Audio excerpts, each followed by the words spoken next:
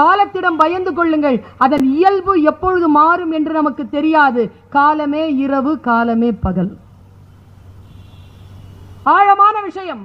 அமைதியாக சொல்லிட்டு போயிட்டார். காலத்தை வெல்ல முடியாது. ஏதேனும் மனம் புண்படும்படி நடந்திருந்தால் காலம் கழிய கழிய சமாதானம் செய்து கொள். அப்பா சொன்ன கடைசி வார்த்தை. மனம் புண்படுவது. எத்தனை பேர் ஆராதரணங்களையும் ஆபாசமான எண்ணங்களையும் சுமந்து கொண்டு அலைகிறோம். வாழ்க்கை அவ்வளவு வசதியானது இல்லை. இதோ இந்த வினாடியினுடைய அற்புதமே நாம் எல்லோரும் உயிருடன் இருப்பதுதான். அடுத்த வினாடி என்ன ஆகும் என்று நமக்கு தெரியாது. சொல்லிட்டு போயிட்டாருங்க. பகவத்கீதை சொல்லுதுங்க. இந்த சொல்லை பகவத்கீதை சொல்லுகிறது. கையில பெட்டியோட கடவுள் வருகிறார். இதில் என்ன இருக்கிறது என்று கேட்டவுடன், இதில் உன் குடும்பம் இல்லை, உன் சொத்து இல்லை, உன் புத்தி இல்லை, எதுவும் இல்லை. நான் உனக்கு என்று அளிக்கப்பட்ட வினாடிகள் மட்டும்தான் இருந்தன, அவை தீர்ந்து விட்டன என்று கடவுள் சொல்லுவதாக பகவத்கீதை சொல்கிறது. நான் அந்த சூஃபி இலக்கியத்தில் ஒரு பக்கம் வாசித்தது சொல்றேன். அது சொல்லாம போக கூடாதுல்ல, அது சொல்லிட்டு போயிடுறேன். 2 விஷயம் சொல்லணுங்க, சொன்னா என் பேச்சு நிறைவுறும். ஒரு கண்ணில்லாத ஆசாமிங்க, அவர் ஒரு ஞானி சூஃபி. அவருக்கு ராத்திரியில் எங்கேயோ போகணும். கிளம்பும் போது தன் மகளிடத்தில் ஒரு லாந்தர் விளக்கை கேட்கிறார்.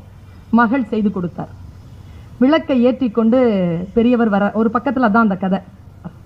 வந்தா நம்மள மாதிரி ஒரு ஆள் வேகமா முன்னால வந்து அவர் மேல இடிச்சிட்டான். கீழே விழுந்துட்டார். அவனும் விழுந்துட்டான். விழுந்தவன் சொன்னான், கண்ணு தெரியல. விழுந்தவர் சொன்னார், ஆமா யார் தெரியலையா? சரி சரி பரவாயில்ல பரவாயில்ல நில்லுன்னாரு அவர். இதான் சூஃபி நமக்கும் எனக்கும் உங்களுக்கும் சொல்ற விஷயம். நில்லு அப்படின்னாரு. என்ன அப்படின்னா, கீழே விழுந்த உடனே கண்ணு தெரியாதான்னு கேட்டா, ஆமான்னு. எதுக்கு பரவாயில்லன்னு சொன்னேன்னு கேட்டார். இல்ல தெரியாம என் மேல மோதிட்டீங்கல்ல, அதனால பரவாயில்லன்னு. உங்களுக்கு தான் கண்ணு தெரியாதுன்னு. இல்லப்பா பரவாயில்லன்னு நான் தான்ப்பா சொல்லணும்னாரு அவரு. ஏன்னு கேட்டான் இவன், உனக்கு எவ்வளவு திமிரு, என் மேல மோதிட்டு சொல்றியான்னு. இல்லப்பா எனக்கு கண்ணு தெரியாதுன்னு எனக்கு தெரியும். ராத்திரியில உனக்கு கண்ணு தெரியாதுன்னு தெரியும், அதனால தான்ப்பா லாந்தர் விளக்கு கொண்டு வந்தேன். விளக்க பார்த்தும் மோதனல்ல நீ, நான் தான் உன்னை மன்னிக்கணுமே தவிர நீ என்ன மன்னிக்கிறதுக்கு வாய்ப்பு இல்லப்பான்னு சொன்னாராம். இப்படி ஒரு சம்பவம் எனக்கு. இந்த சம்பவத்தை நான் யோசித்து பார்க்கிறேன்.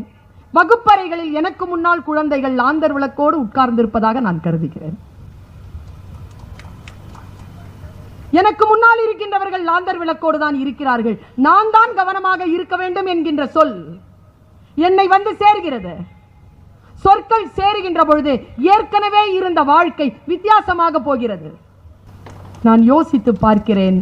வார்த்தைகள் நம்மை தூர்வாருகின்றன, நம்மை ஆவேசப்பட வைக்கின்றன, நமக்குள் வேறொரு உலகத்தை நமக்கு காட்டுகின்றன. இதுவரைக்கும் நாம் எதுவாக இல்லையோ அதுவாக நாம் மாறுவதற்கும், எதுவாக நாம் இருந்திருக்க வேண்டுமோ மீண்டும் அந்த நிலைக்கு வருவதற்கும் நமக்கு சொற்கள் துணை புரிகின்றன. அத்தகைய சொற்களை தேடிச் செல்லுங்கள்.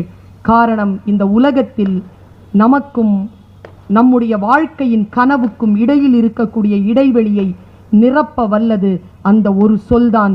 அந்த ஒரு சொல் மிக விரைவில் உங்கள் வசம் வர வேண்டும் என்கின்ற பிரார்த்தனையுடன் நிறைவு செய்கிறேன்.